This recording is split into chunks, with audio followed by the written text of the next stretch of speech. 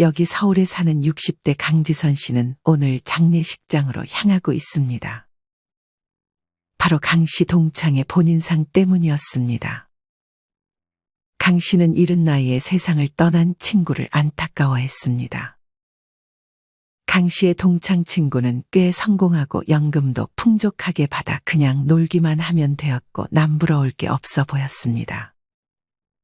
하지만 이 친구는 최근에 우울증을 심하게 겪었고 안타깝게 스스로 목숨을 끊었습니다. 얘기를 들어보니 모아놓은 돈들을 잘 지키지 못하고 최근에 치매기가 생긴 데다 건강도 많이 안 좋아진 듯 했습니다. 강 씨의 동창은 은퇴 후 실컷 놀면서 생활도 불규칙해지고 무엇보다 술을 즐겼다고 했습니다. 사실 강 씨도 그 말을 들으면서 묘하게 자신과 비슷한 상황인 듯 싶었습니다. 강 씨도 60대 중반으로 접어들면서 삶의 의욕이 많이 떨어지고 우울증 증세를 겪고 있었습니다. 강 씨는 안 되겠다 싶어 오늘 저녁 곧 90의 나이를 바라보는 아버지의 집으로 향하고 있습니다. 강 씨는 은퇴를 하고 쉬다가 최근에 몸도 안 좋아지는 등 여러모로 말년이 걱정돼서 아버지에게 조언을 구하고 싶었습니다. 저녁 7시에 도착한 강 씨는 매번 이 시간만 되면 어김없이 저녁을 드시는 아버지가 대단하다는 생각이 또 한 번 들었습니다. 강 씨는 아버지에게 인사를 하고 밥 먹었냐는 아버지의 질문에 먹었다고 답하며 거실 소파에 앉았습니다. 강 씨의 아버지는 익숙하게 혼자서 상을 치우고 딸에게 차까지 내줬습니다. 강 씨의 아버지는 자식들이 도와주는 걸 별로 좋아하지 않고 딸은 이제 손님이라며 차도 본인이 직접 타서 딸에게 가져다 줍니다. 강 씨는 아버지가 자리에 앉자마자 물었습니다. 아버지, 제가 은퇴하고 나서는 그래도 연금 받는 거 아껴가면서 그냥 노는 게 마냥 좋을 줄 알았거든요. 근데 아직 살 날이 많이 남은 것 같은데 별로 삶의 의욕도 많이 없어지는 것 같아요. 많은 노후 전문가들이 60에서 75세가 인생에서 가장 빛나는 나이라고 하는데 왜 벌써 축 처져 있어? 아무리 100세 시대라고 하지만 제가 늙었다는 사실은 변함없잖아요. 뭐가 늙어? 아직 새파란 청춘인데. 지금 당장 뭘 해도 늦지 않은 나이라고. 어떻게 이 나이에 새로운 걸 시작할 수 있는데요? 60대에는 장점이 얼마나 많은데. 강 씨의 아버지는 아무것도 할 수 없을 것 같아 하는 딸을 보며 먼저 60대가 왜 가장 빛나는 시기인지 설명해 주기 시작했습니다. 60대는 다른 사람이 아닌 오로지 나 자신을 위해 살 수 있는 시기잖아. 너 이제껏 손주들 돌보고 네 남편이랑 같이 맞벌이 하느라 얼마나 많은 시간을 쏟아왔어. 그렇게 다니기 싫어하던 회사도 이제 안 갈 수 있고 과거에 못했던 취미들도 충분히 즐길 수 있는 시간이잖아. 강 씨는 그런 아버지의 말에 하고 싶었지만 여태 귀찮다는 이유로 시작도 못했던 취미들을 생각해 봤습니다. 며칠 전에 올림픽 봤어요? 탁구 선수였는데 나이가 저랑 얼마 차이 안 나는 거 있죠? 61세의 나이에 세계 랭킹 1위의 젊은 선수와 경쟁하더라고요. 정말 대단하지 않아요? 저도 탁구를 한번 배워보고 싶었는데 시작해볼까 봐요. 탁구처럼 점점 실력이 늘 수 있는 취미도 정말 좋지. 그리고 결정성 지능이라는 말 들어봤어? 강 씨의 아버지가 얘기한 결정성 지능이란 경험을 통해 습득한 학습 지능을 말합니다. 결정성 지능은 특수한 분야에서 습득한 지각 기술의 관련성 총합으로서 교육, 경험, 환경, 문화 등을 통해 습득하는 능력을 의미합니다. 이런 결정성 지능은 60대까지도 계속 발달한다고 합니다. 즉, 그동안의 지식과 지혜가 축적되어 그 경험들을 잘 활용할 수 있는 상태가 되는 것입니다. 나이 들면 지능이 떨어진다고만 생각하지만 오히려 이렇게 더 올라가는 지능이 있다고. 이런 것들을 놓치기 너무 아깝지 않아? 그리고 나이가 들면 점점 편두통 증세나 알레르기가 개선되기도 하면서 몸이 안 좋아지는 것만은 아니야. 강 씨의 아버지가 말한 60대가 좋은 세 번째 이유는 편두통과 알레르기 증세 완화였습니다.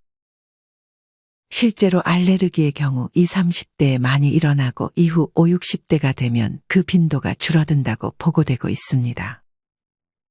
그리고 70대가 되면 편두통이 이전보다 확실히 줄어든다는 연구 결과가 보고되었습니다. 70세 이상 인구 중에서 편두통 증상을 호소하는 여성은 10%, 남성은 5%밖에 되지 않는 것으로 나타났습니다. 물론 새롭게 아픈 곳이 생길 수 있지만 오히려 이렇게 좋아지는 것도 있으니 얼마나 좋아.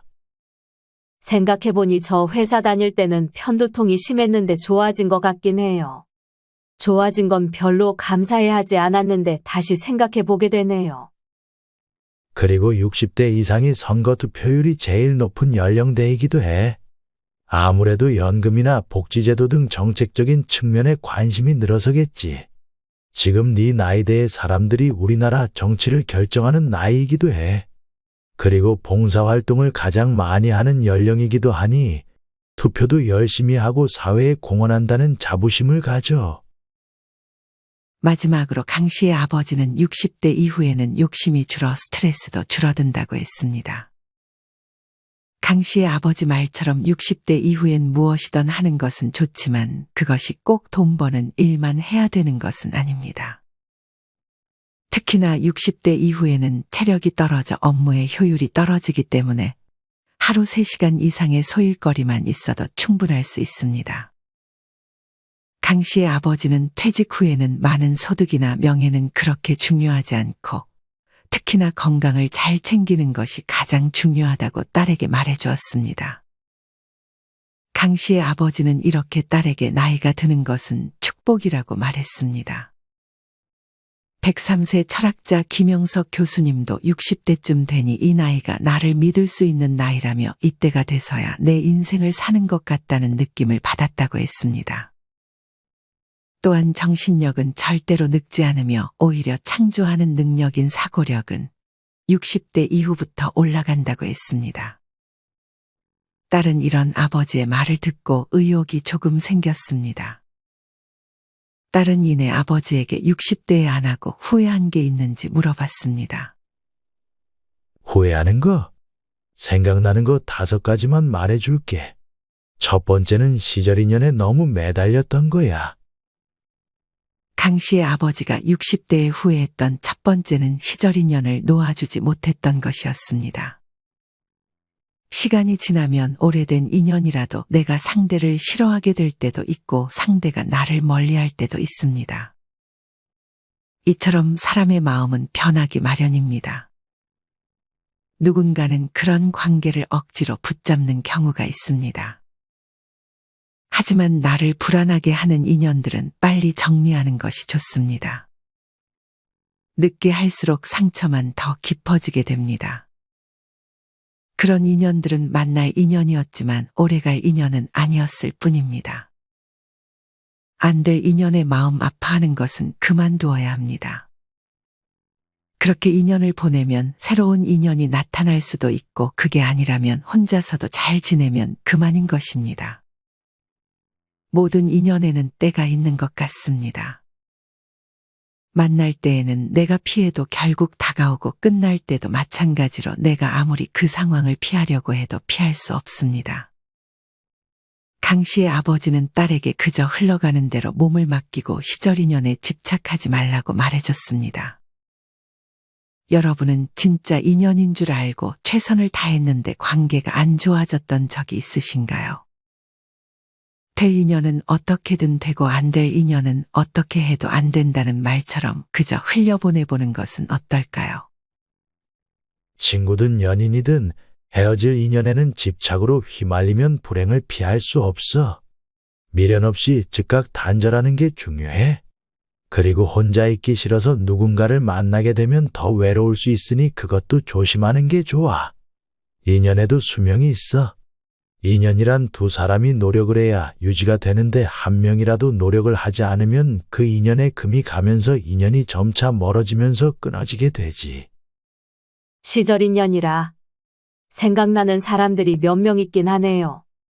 처음부터 너무 좋은 말인데요? 그 다음은 뭐예요? 가만히 있어보자. 두 번째는 선크림을 안 바른 거야. 갑자기 선크림이요?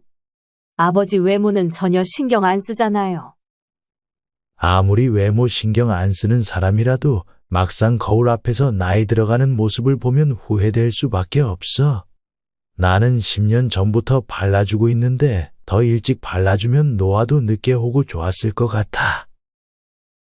강 씨의 아버지가 60대에 후회했던 두 번째는 선크림을 잘 바르지 않았던 것이었습니다.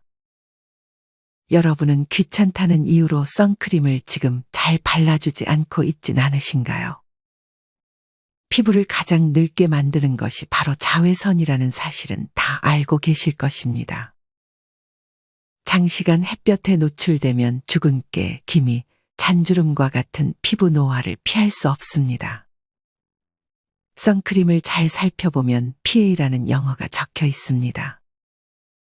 PA 오른쪽에 보면 플러스 표시가 있는데 이 플러스 표시가 많을수록 자외선을 더 잘 차단하는 것입니다.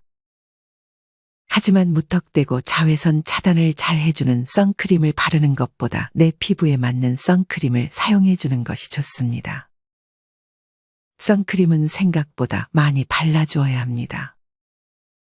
미국 피부과학회지에서 발표된 자료에 의하면 대부분의 사람들이 선크림 권장량의 4분의 1 수준만 사용한다고 합니다.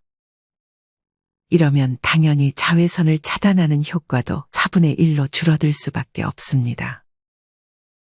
전문가들은 500원 동전 크기로 짜서 피부에 얇게 퍼뜨리듯 발라야 한다고 말합니다. 바르는 방식도 중요한데 한 번에 모든 양을 다 바르는 것이 아니라 손가락에 적은 양을 묻혀가면서 얇게 바르면 됩니다. 사실 선크림은 지우는 것도 매우 중요합니다. 선크림에는 화학 성분이 많이 들어있기 때문입니다. 선크림을 지울 때는 1차로 클렌징 젤이나 클렌징 오일을 사용해 지우고 2차로 클렌징 폼을 이용해 지워주는 것이 좋습니다. 피부가 약한 경우 너무 세게 지우면 피부 장벽이 무너질 수 있으니 주의해야 합니다. 만약 내 피부가 민감성 피부라면 유기자차 선크림은 피해주는 것이 좋습니다. 선크림의 경우 차단 방식에 따라 유기자차, 무기자차, 혼합자차로 나뉩니다. 무기자차는 유기자차와 비교했을 때 피부에 자극이 적습니다. 나에게 맞는 선크림을 찾는 과정도 처음에는 까다로울 수 있지만 한 번만 찾아 놓으면 그것만 쓰면 되기 때문에 내 피부 노화를 방지하기 위해 꼭 잘 알아보고 나에게 맞는 선크림을 골라보셨으면 좋겠습니다. 피부만큼 중요한 것이 두피와 모발이지 않을까 생각합니다. 특히나 탈모가 생기면 자존감이 아주 크게 떨어지는 상황을 피할 수 없습니다.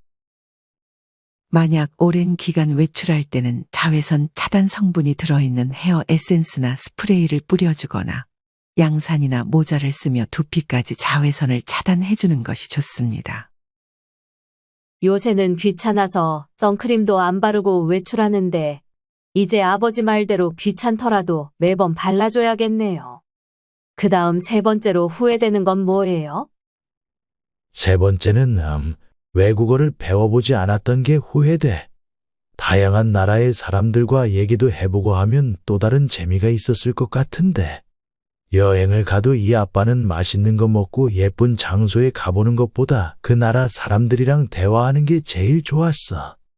물론 그때는 아주 사소한 것들 밖에 말하지 못했는데 그때 좀 더 배워서 깊은 대화를 해봤으면 어땠을까 싶어. 강 씨의 아버지가 고른 세 번째로 후회되는 것은 바로 외국어를 배우지 못한 것이었습니다. 여러분 혹시 나이 들어 외국어 배우기 힘들다고 생각해 배우고 싶어도 시작을 못한 경험 있으신가요? 물론 나이가 들수록 전두엽이 노화되면서 학습 욕구가 떨어질 수 있습니다. 앞서 잠깐 언급했듯 기억력을 의미하는 유동성 지능은 나이가 들면서 떨어지는 반면 문제를 해결하는 능력이나 상황 판단력과 같이 경험에서 오는 전반적인 지능은 나이 들수록 향상됩니다.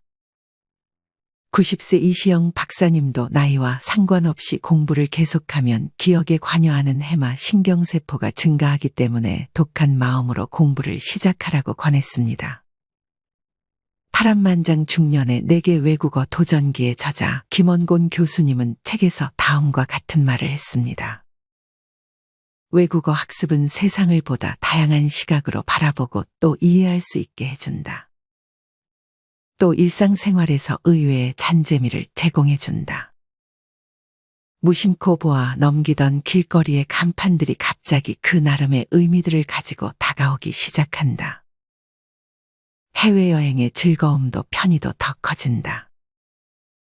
해외여행을 할 때 그 나라 언어로 현지인들과 웬만큼 소통할 수 있다면 그것 이상 여행의 즐거움을 배가하는 일도 드물 것이다. 요새는 유튜브에 좋은 정보들이 많습니다. 유튜브를 이용하면 외국어를 배우는 데는 아무런 돈도 들지 않습니다.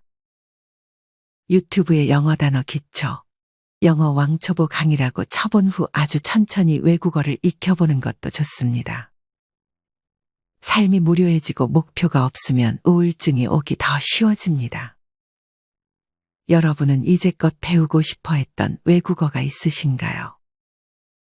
오늘 당장 외국어 책 하나를 구매해서 배워보는 것은 어떨까요? 강 씨는 아버지의 말을 듣자마자 인터넷으로 영어 단어 책을 하나 골라 주문했습니다. 예전부터 영어를 배워보고 싶다고 생각했는데 책을 산 것만으로 강 씨는 설레고 의욕이 생겼습니다. 그 다음 네 번째는 뭐예요, 아버지? 벌써 네 번째인가? 또 뭐가 있으려나? 한참 생각하더니 강 씨의 아버지는 말을 꺼냈습니다. 네 번째는 바로 너무 많은 걱정을 했던 것이야. 강 씨의 아버지가 60대에 후회했던 네 번째는 너무 많은 걱정을 하며 살았던 것이었습니다. 여러분은 지금 너무 많은 걱정으로 하루하루 스트레스 속에 살고 계시진 않으신가요? 하지만 우리가 하는 걱정의 40%는 절대 일어나지 않을 일에 대한 것이고 30%는 이미 일어난 과거, 22%는 아주 사소한 일들, 그리고 4%는 우리가 바꿀 수 없는 일들에 대한 것이라고 합니다. 그리고 남은 4%만이 우리가 대처할 수 있는 일들이라고 합니다. 이 말은 즉 96%의 걱정거리가 쓸데없는 걱정거리라는 것입니다. 영국의 속담 중 고양이도 근심하면 죽는다는 속담이 있습니다. 걱정이 심하면 없는 병도 만들어 키운다는 의미를 가지고 있습니다. 티베트 속담 중에 다음과 같은 속담도 있습니다. 해결될 문제라면 걱정할 필요가 없고 해결 안 될 문제라면 걱정해도 소용이 없다. 여러분들도 걱정했던 것이 실제로는 일어나지 않았던 적이 많지 않았나요? 이와 관련하여 영국의 실업가 아더랭크는 다음과 같은 방법으로 걱정을 없앨 수 있다고 조언했습니다. 월요일부터 생겨난 걱정거리를 전부 적어 근심함에 집어넣고 수요일에 근심함을 열어 하나하나 읽으면서 그날만 근심을 했다. 그렇게 해봤더니 실제로 걱정하고 근심하던 일들이 며칠 지나고 난 다음에 대체로 해결되었거나 별로 중요하지 않았다. 걱정거리 대부분이 큰 문제가 아니었다. 여러분도 이 방법을 한번 적용해 보셨으면 좋겠습니다. 강 씨의 아버지는 이제 몸이 좀 피곤했는지 마지막 하나를 바로 이어서 짧게 설명했습니다. 마지막은 멋진 요리 하나를 배우지 않은 것이 후회돼. 아내에게 멋진 요리 한번 해주지 못하고 매번 밥을 차리게 한 게 미안하고 후회돼. 굳이 배우자가 아니더라도 나를 위해 근사한 요리쯤은 하나 배워두는 게 좋아.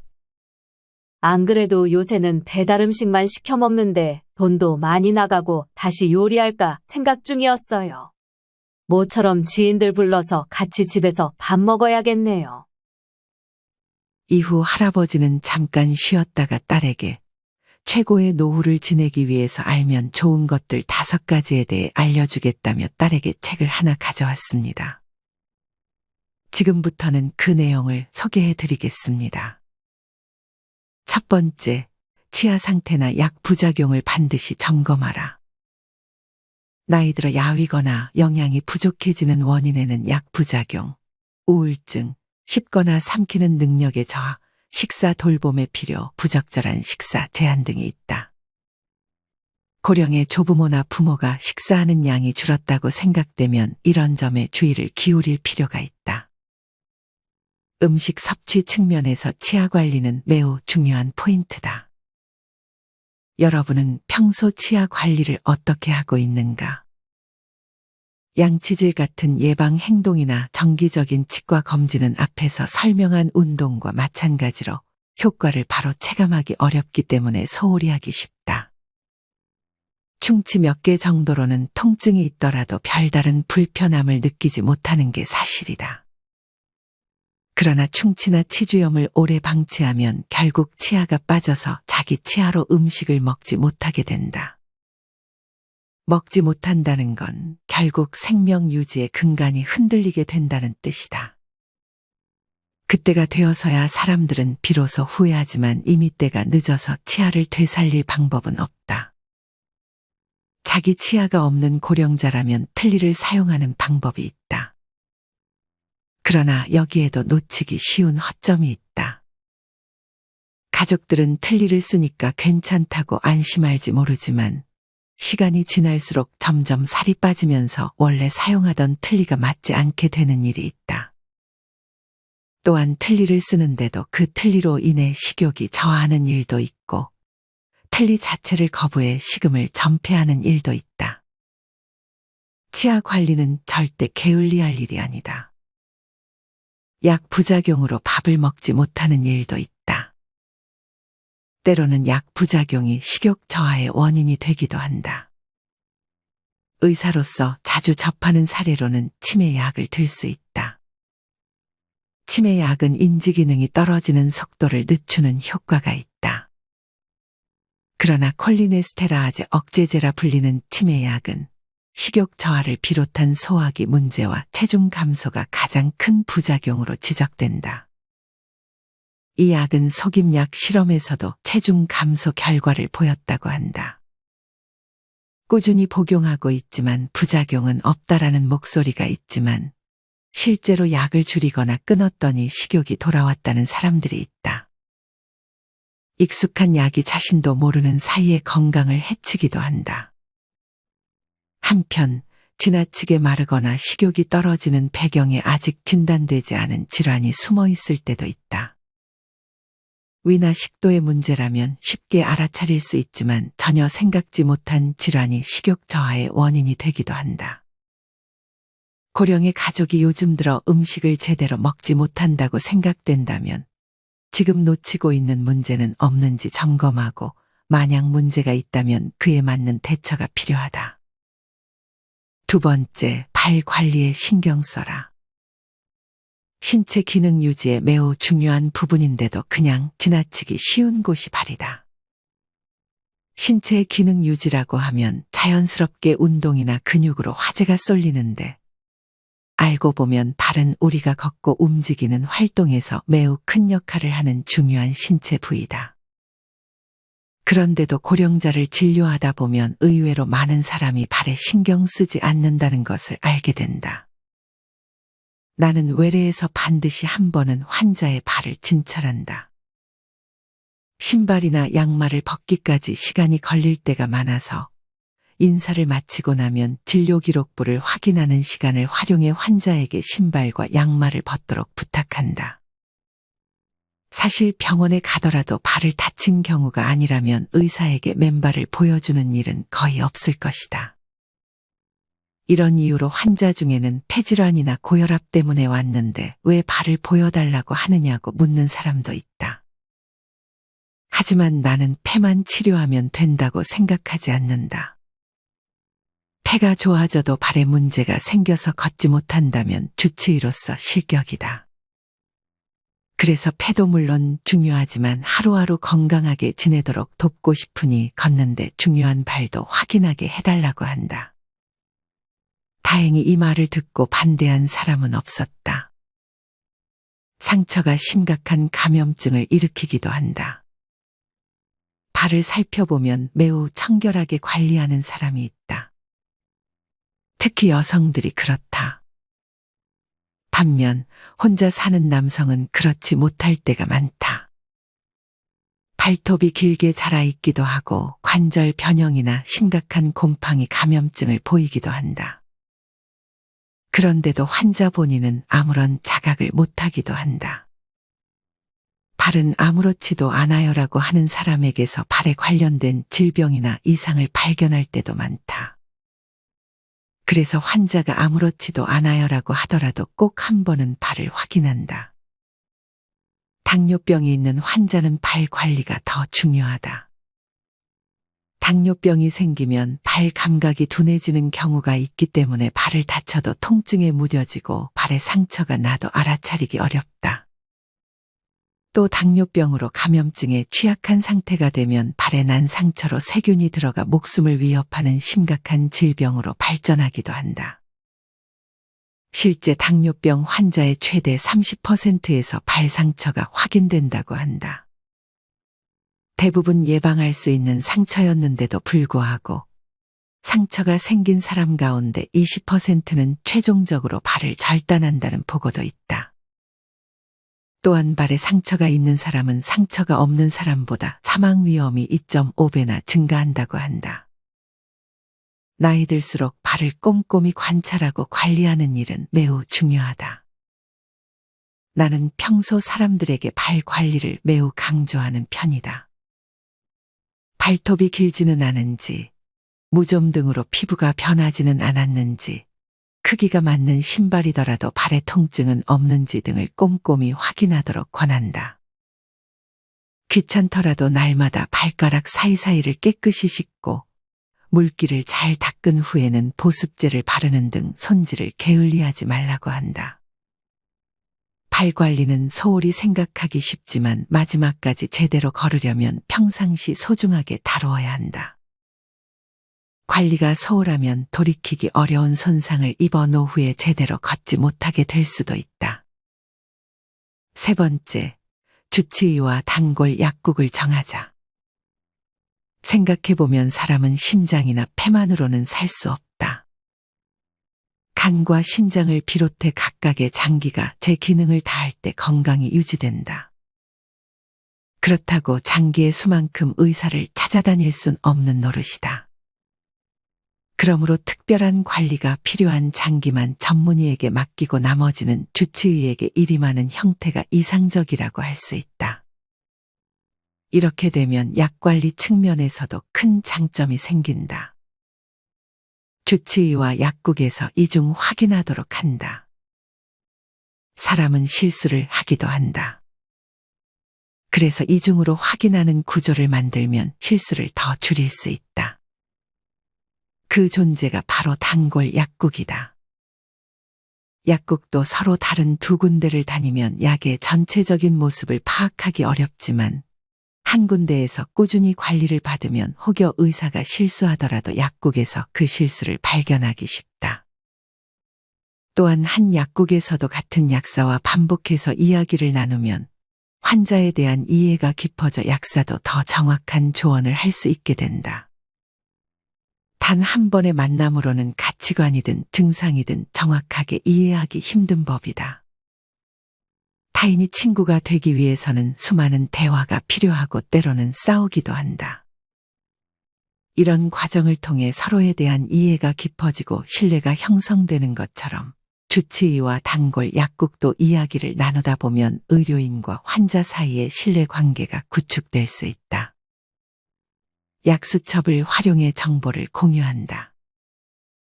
이때 중요한 역할을 하는 것이 약수첩이다.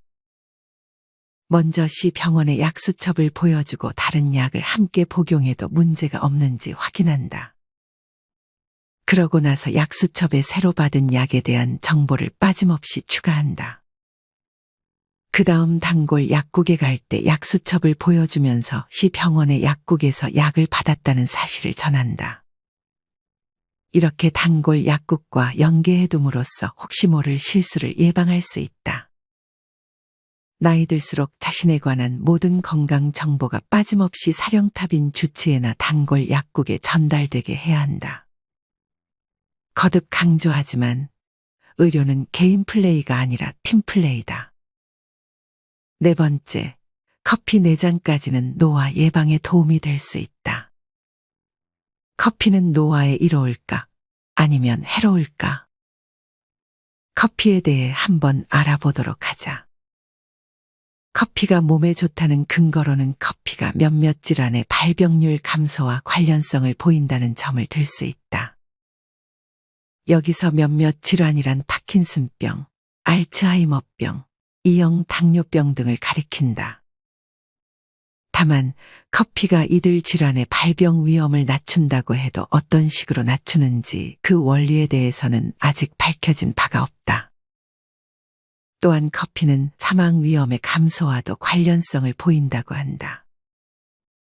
17편의 연구를 분석한 논문에 따르면 일일 3잔에서 4잔의 커피가 사망 위험을 16% 감소시킬 가능성이 있다고 한다. 이러한 연구 결과를 보면 커피는 건강에 도움이 되는 측면이 있을 수 있다. 그렇다면 커피의 부작용에는 어떤 것들이 있을까? 카페인 섭취에 따른 단기 부작용으로는 두통, 불안, 손떨림, 가슴 두근거림, 불면 등이 널리 알려져 있다. 장기 부작용으로는 불안장애와의 관련성을 암시하는 보고가 있지만 인과관계는 아직 밝혀지지 않았다. 빈뇨 증상과도 관련이 있어서 전립선 비대가 있는 남성은 증상이 악화할 가능성이 있다. 나 역시 전립선 비대로 약을 복용하는 환자 중에 평소 마시는 커피가 빈뇨를 일으키는 사례를 몇 차례 접한 적이 있다. 의외로 놓치기 쉬운 부분이다. 또 볶은 커피 원두에는 동물에게 발암성이 있는 아크릴아마이드라고 하는 물질이 포함되어 있어서 커피의 발암작용을 우려하는 견해도 있다. 다만 지금까지 이루어진 커피 섭취와 암 발병 관련성을 조사한 연구에서는 연관성이 정확히 확인되지 않아서 사람에게 암이 생길 가능성은 낮다고 결론 내리고 있다. 일반적으로 안전한 카페인 섭취량은 1일 400mg까지라고 알려져 있는데 이는 커피잔으로 3잔에서 4잔 정도에 해당한다. 이 정도의 섭취량을 넘기면 앞서 소개한 부작용 위험이 증가한다. 또 드물기는 하지만 심장 부정맥의 가능성이 지적되기도 한다. 현재로서는 커피를 마셔야 하는 이유도 마시지 말아야 하는 이유도 확실하지 않다. 그러나 건강에 도움이 될 가능성을 지적한 연구가 많이 존재하므로 부작용이 생기지 않는 범위 내에서 적당량을 즐기는 정도라면 문제되지 않으리라 본다. 5번째, 건강식품을 믿지 마라. 특정 식품이나 식사법을 두고 이것은 몸에 좋다. 이것은 어디에 효과가 있다는 단정적인 선전도 있기는 하지만 일반적으로 특정 식품이나 식사법과 건강의 인과관계를 밝히는 것은 쉽지 않다. 이러한 광고는 대부분 다음과 같은 내용을 근거로 한다. 하나는 영양성분 등에 기초한 탁상공론이다. 예를 들면 이 식품에는 비타민C가 많이 포함되어 있어서 항산화 효과가 있다. 따라서 건강에 이롭다와 같은 식이다.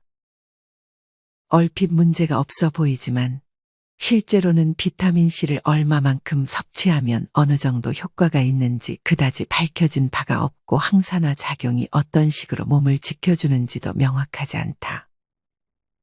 그렇지만 사람들을 솔깃하게 만들기에는 충분한 표현이다. 또 경험담이 근거가 되기도 한다. 유명인이 하는 다이어트법, 어떤 사람이 무엇을 먹은 뒤로 감기에 걸리지 않는다. 어떤 것을 먹었더니 컨디션이 좋아졌다 같은 것들이다. 물론 사실일 수도 있고 인과관계가 있을 수도 있다. 하지만 대부분은 타이밍의 문제로 우연히 효과를 느꼈을 가능성이 크다. 어떤 것을 먹게 되면서 몸이 좋아졌다라는 말은 어떤 것을 먹은 뒤에 몸이 좋아졌다는 시간적인 순서를 보여주는 것일 뿐 어떤 것을 먹었기 때문에 좋아졌다는 인과관계를 보증하지는 않는다. 여기에는 우연성이나 기타 요인이 기여했을 가능성이 커서 실제로는 인과관계를 나타내지 않을 때가 많다. 식품과 건강의 인과관계는 증명하기가 쉽지 않을 뿐더러 아직 밝혀지지 않은 부분도 많다. 염분을 삼가고 과일을 늘리는 식단 같은 일부 식사법은 그 근거가 확립되고 있으므로 현 시점에서 정확한 근거를 바탕으로 한 건강한 선택이라고 할 수 있다. 하지만 어떤 것을 먹으면 병이 낫는다라고 하는 식품은 거의 알려진 바가 없다. 그렇다고 해서 그 식품을 먹지 말라는 뜻은 아니다. 단지 어떤 것이 건강에 이롭다라는 말에 지나치게 현혹되어 식사 균형을 깨뜨리면 절대 건강으로 이어지지 않으며 결과적으로는 건강에 해로울 수 있으니 주의가 필요하다는 뜻이다. 믿는 자가 구원받는다고 하지만 지나친 믿음보다는 균형 있는 식사가 더 중요하다. 또 나이 들수록 몸에 좋다는 한 가지를 고집하기보다 골고루 규칙적으로 먹는 게 바람직하다. 그러한 식사가 노쇠 예방과 관리에도 도움이 된다. 여러분은 나이가 들어가는 것에 긍정적인 감정이 드시나요? 아니면 부정적인 감정이 드시나요? 누군가는 노화를 긍정적으로 여겨 운동도 열심히 하고 새로운 것을 배우며 활동적인 삶을 살아가는 반면 누군가는 노화를 벌로 여기며 인생의 말년을 힘들게 보내기도 합니다. 노화에 대한 마음가짐이 여러분의 말년을 바꿀 수 있습니다. 마지막으로 다산 정약용 선생님의 목민심서에 나오는 내용을 소개하며 오늘의 영상을 마무리하겠습니다. 나이가 들면 눈이 침침하고 귀가 잘 안 들리는 것은 필요한 큰 것, 좋은 말만 보고 들으라는 것이고, 이가 시리고 걸음걸이가 부자연스러운 것은 연한 음식만 먹고 소화불량 없게 하라 함이고, 머리가 하얗게 되고 정신이 깜빡거리는 것은 나이 든 사람인 것을 알아보게 하려는 조물주의 배려이고 살아온 세월을 기억하지 말라는 것이니 바람처럼 다가오는 시간을 선물처럼 받아들이면서 가끔 힘들면 한숨 한번 쉬고 하늘을 볼 것이라. 멈추면 보이는 것이 참 많다. 이상으로 오늘의 영상을 마치겠습니다. 우리 모든 구독자분들의 행복한 여생을 응원합니다. 다음에 더 좋은 내용으로 찾아뵙겠습니다. 감사합니다.